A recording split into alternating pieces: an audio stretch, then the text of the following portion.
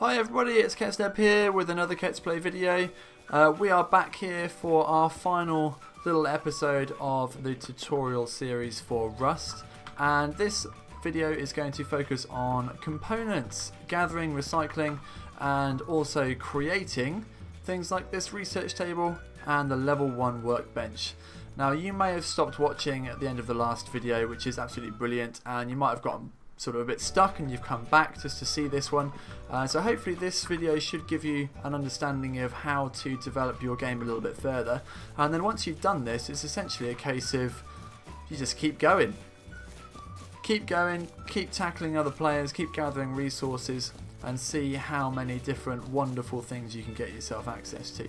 So what I'm doing right now is I'm going to head straight over to this abandoned supermarket and see if we can gather some components, because our aim is to get scrap and we need a lot of it. Okay, so we're here and luckily we found a hazmat suit. You might not be so lucky, so you might have to sort of take your time waiting until you can go in these sort of places because of the radiation. But that doesn't mean that you can't find useful things. I'm not going to use that because I don't really need it. So you will still be able to find useful things that aren't in radiation areas, so don't feel as though you have to go in there.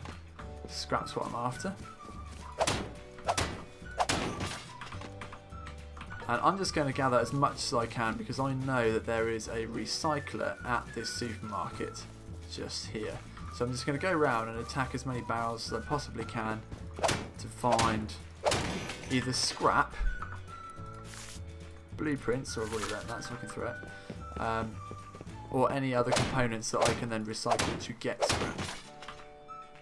So component gathering is quite a time-consuming task, and it's often one of the most risky things that you can do, because you might not be going at a supermarket, you might actually be going to an airfield or the launch site or somewhere, you know, that's very, very popular with lots of highly geared players. Now you don't have to go to those places to get good stuff. You might be lucky to find it in very unassuming places like this. It's worth noting that the scrap piles, so this whole pile here, now that I've taken everything from it, I think I have, in a second it will probably disappear. It will sink into the ground. And if I don't take everything out of it, it won't sink into the ground, and so it won't respawn. It will just sit there with the one item left in it. Same for crates. If you don't take everything out, it will just sit there and it won't respawn, which is a bit rubbish for everybody else. So you can see there the scrap pile's disappeared.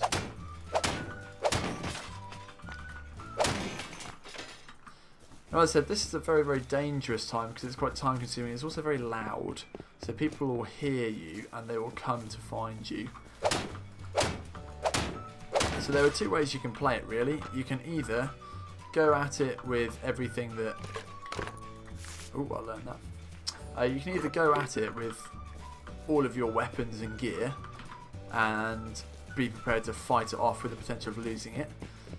Or you can go at it naked and then, you know, it'd be easier to kill, but you can hope that you can maybe plead with people a little bit more successfully. Or a rug. Very fun. I tend to think that a sensible option is to go somewhere in between that. So you can go out with enough gear to make sure that, you know, people... So that's an example of that. Make sure you ditch it and then the box will disappear. So you can go out with half of your stuff. So don't take out your best stuff because it's very risky. Right? You don't want to lose things unless you've got them all researched and you know how to just rebuild.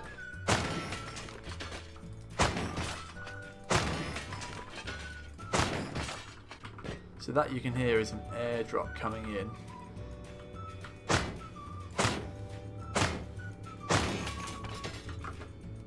Airdrops have the best loot. And so it'll drop out the back of that aircraft at some point, and then everybody will crowd to it in chaos.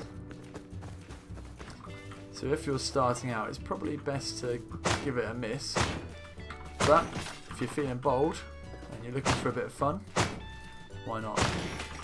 Right, I think I've got pretty much everything I'm going to need here, to be honest. So I'm going to head back to the abandoned supermarket and see if I can recycle everything.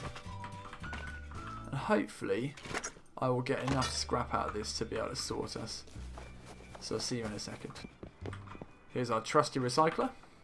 Got loads of stuff to recycle here. So I have no need for any of these fancy things at this point. So once you get further on, things like this receiver, this semi-automatic body, that's going to be really important to you. But right now, I'm not particularly bothered about it because I'm desperate for scrap. Okay, so we have got plenty of stuff. So we've got some high quality metal out of that. We've got 249 scrap, 555 metal fragments. This is brilliant. I also saw the drop went over there. So maybe when I'm done, I'll go check it out, seeing as there's nobody else online. It's an easy win. But I'm going to drop this all back at base, and we're going to craft ourselves a workbench, so you can see how that all works before we finish this video. There we go. Right, we're on. Okay. Now I found a light. So I'm going to pop that on there. Turn that on. I'm going to leave that on there. That'll be fine. I'm going to check this out. So we've got 249 scrap there, 397 scrap. That's a really good deal.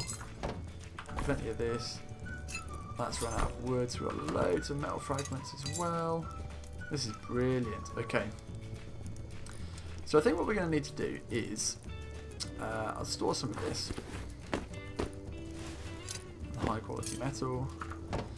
We're going to need to make a little bit more space here, so we might need to expand our base slightly in order for us to get our stuff down.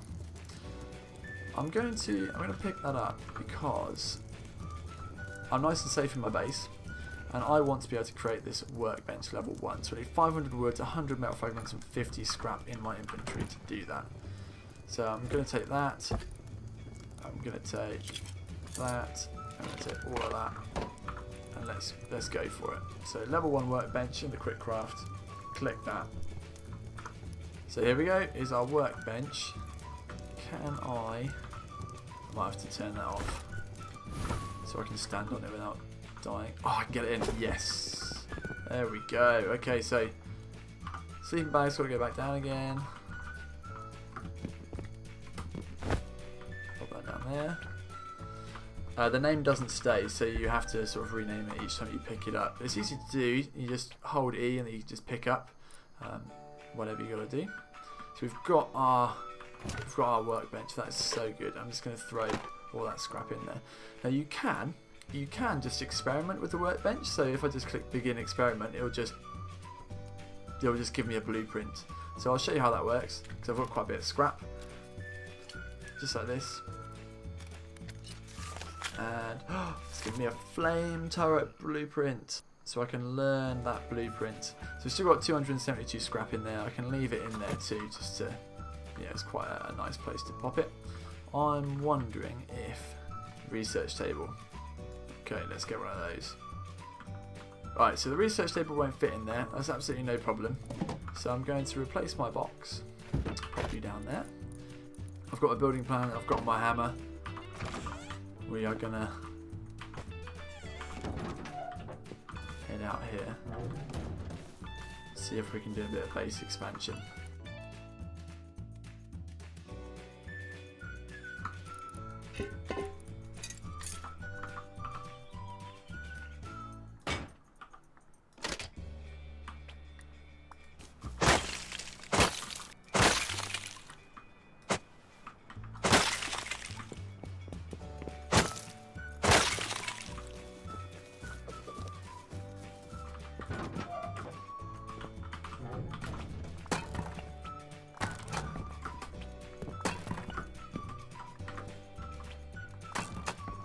Okay, I've upgraded my base a little bit, so it took a little while to get some of the stone, but if we go inside, this bit doesn't have an airlock yet, but I think that this bit will be a little airlock and have a doorway in there. But what I'm going to do is place this research table in that corner if I can. And then obviously this gives us scrap, and then we put an item in there for research. So we're going to do that in just a second. So if we get in here, I don't need any of that anymore. I've got my stone back. So we've got a little bit of time there. Might need to get some more stone to keep that up, keep going. Where's in here? Get my scrap, get my pickaxe, and then the last thing that we need to do in this video is show you how to research. So here we are at our research table. All we have to do is put scrap in here, and then our item that we want to research in here.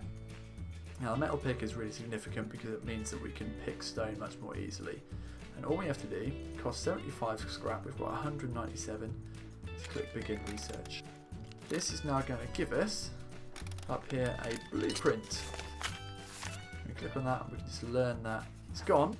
But if we go into crafting, tools, new, it's a metal pickaxe.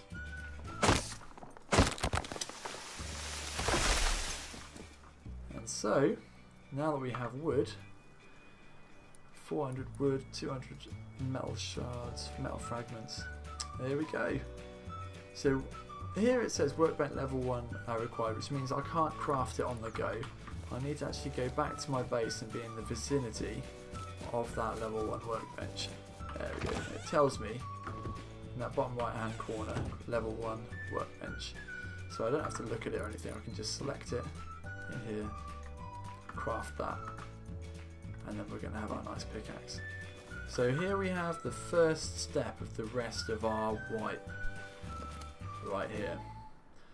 So obviously we didn't spawn in with the knowledge of how to do this. We have had to create a base, we've had to feed ourselves, we've had to collect components and scrap, animal fat for fuel, all this stuff, and it's come to this moment when we have been able to craft our own metal pickaxe.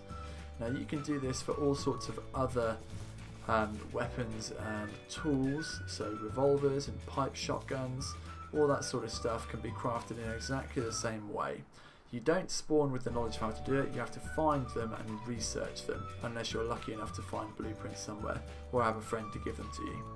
So at this point you are set up, ready to go on in the world of Rust all by yourselves, and it can be scary, absolutely, but it sure is a hell of a lot of fun.